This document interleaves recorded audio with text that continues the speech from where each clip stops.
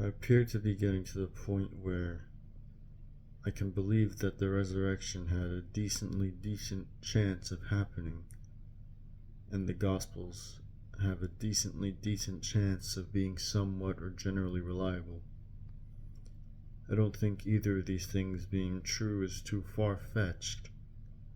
Now I can somewhat start to understand where Pascal's wager can come in, or at least, maybe.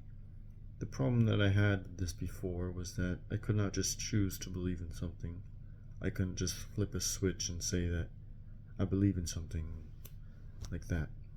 But maybe belief is just committing your life to something as though it were true. I don't even know.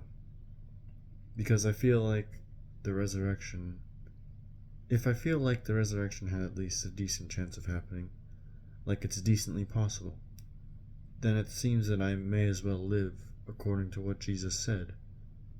I'm not going to kill myself because it seems as though Christianity has a decent chance of being true.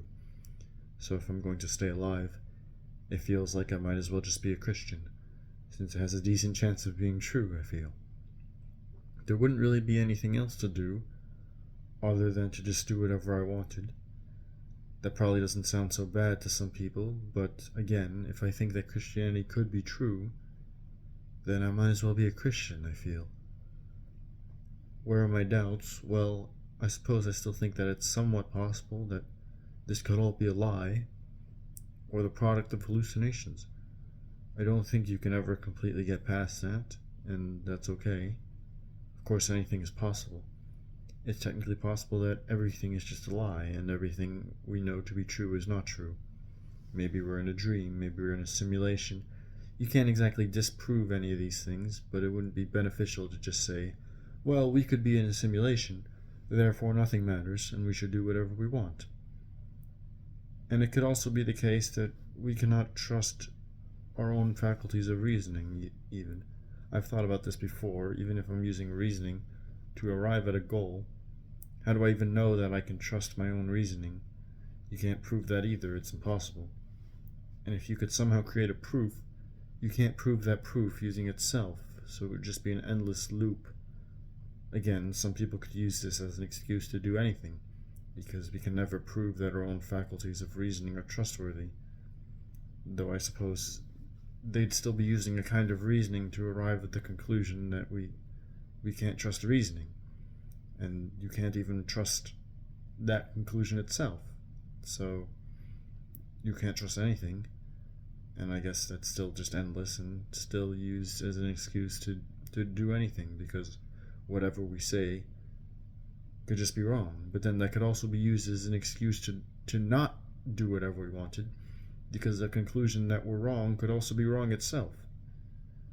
So we're in a bit of a pickle here.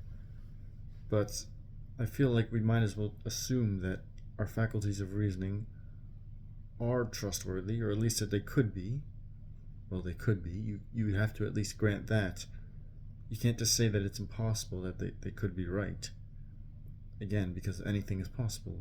So either our powers of reasoning are correct, or they're not.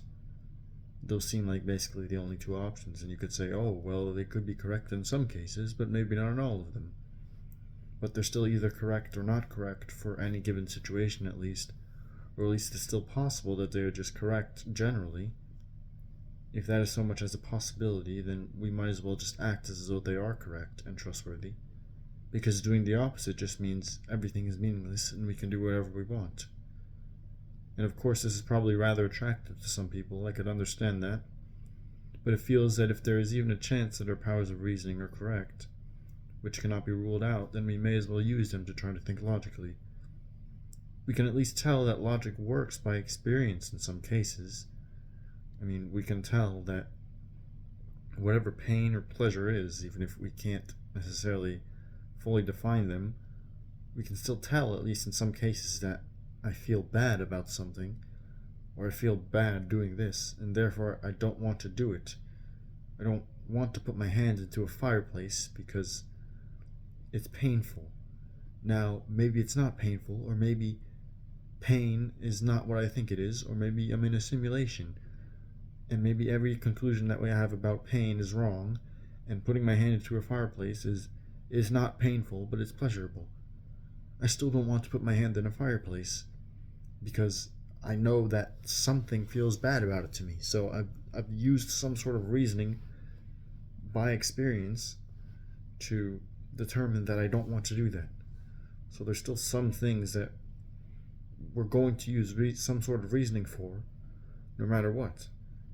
But basically, if you just assume that all of your reasoning is wrong, then you can never make any progress in thinking about anything. You might as well just accept that it has at least a chance of being right, so that you can make some progress thinking about things. In terms of most things, it doesn't matter much at all if we think about them or not, but using reasoning to think about them could still be fun. But in terms of things like religion, our reasoning, at least my reasoning, and many people may not agree, but I don't really understand why not. It seems like a lot of people just haven't thought about it, and I've made a video on this, but it feels like our reasoning would point to saying that these things are at least important to think about, even if we don't come to the conclusion that any religion is true. It's important to think about because they could have drastic effects on our lives and ultimate fates. But our reasoning could be wrong, people say, so it could be the case that the conclusion that religion matters is actually completely meaningless because our reasoning cannot be trusted. Yeah, that could be true, but it could also just be true that our reasoning can be trusted.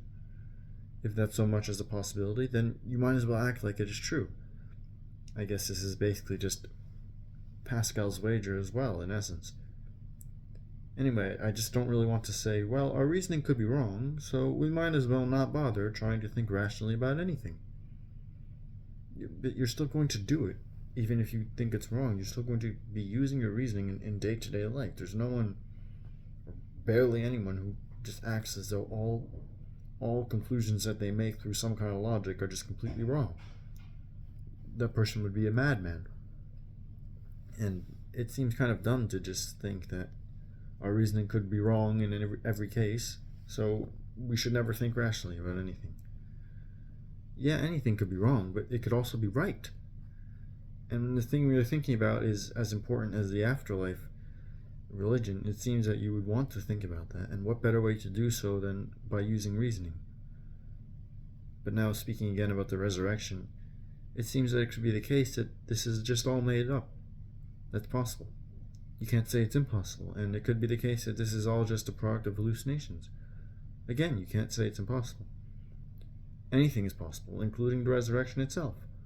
It would almost seem that that fact alone could be enough to justify believing in the resurrection, using some of the reasoning I was just kind of hinting at. But no, not quite, because if anything is possible, then it's also possible that any other religion could be correct. And you would have no way of deciding which one to believe in if all the information you had was that any of them were possible. So how would one possibly decide which one to believe in, or how would one decide to believe whether the resurrection occurred, or whether one of the alternative theories about the resurrection or rise of Christianity were true? Well, clearly one should believe the theory which has the greatest probability of being true. But I don't know how to assess the probability of a theory being true.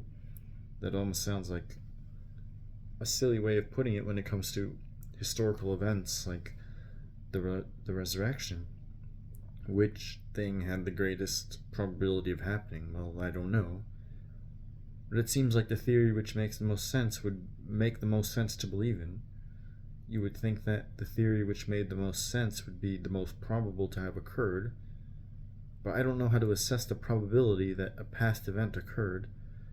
But still, if something makes the most sense when the facts are considered, it seems logical to believe that it occurred, or that it at least had a decent chance of occurring. And things that don't make sense seem unlikely.